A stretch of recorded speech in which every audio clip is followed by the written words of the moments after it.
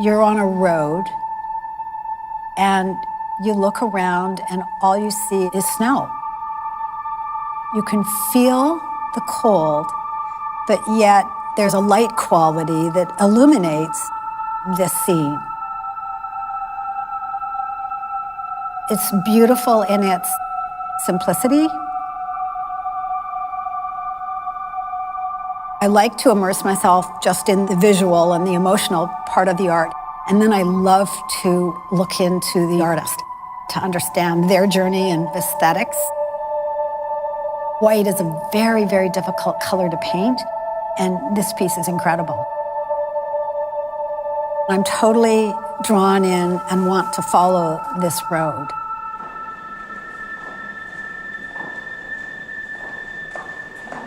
I had a professional career for 30 years in the cosmetic industry, and my identity was so closely tied with being someone with a business card. That's who I was.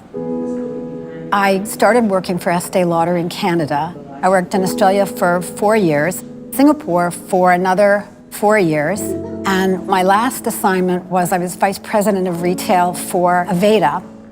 And when I decided to stop working, suddenly I didn't have an identity. I think a lot of people my age now are faced with that. And I said, what am I going to do with my life? And I thought, well, I'm going to go back to school. I was always surrounded by art. I was somewhat intimidated by it, surrounded by it, but intimidated. So I started taking classes every fall.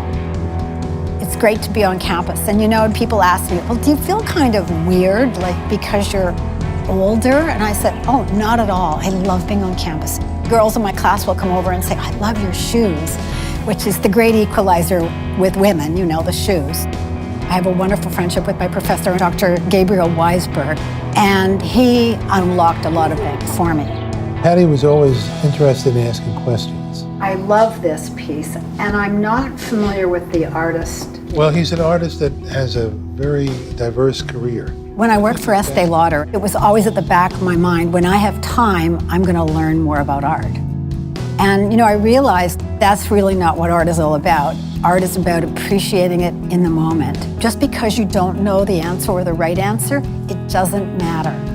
What matters is that you love art and you keep learning.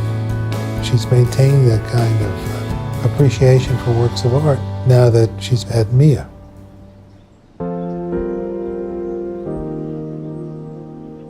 About a year ago, I became a volunteer at Mia. And people say, what do you miss about working? And I'll say, but I do work. Well, yeah, you don't get paid, but it's not about that. It's more of a mission as opposed to a job. This is where I can help people or just make someone's day, or even myself. It's such a reciprocal thing. I can give a lot to someone and I can also receive a lot. And it really changes the whole notion of volunteer. I've had some experiences that really were life-changing. One that comes to mind in particular is a man came up to me and said, I'm here as part of a recovery program. I need to find artwork that speaks to me the word responsibility. So he came upon a piece and he turned to me and he said, I think this is it. And I said, tell me why you think that way. And he said, well, they're hunting, so they're providing for their tribe. They're being responsible, correct? And I said, yes. And he stood there and he started to cry, sorry. And he said, thank you for your help. No one has ever been so nice to me. And I'm thinking, I did nothing for this man. But it just shows you, how little you have to do to help people and to make them feel that they're worth something. After a couple of experiences like this, I thought, you know what, I'm meant to be here.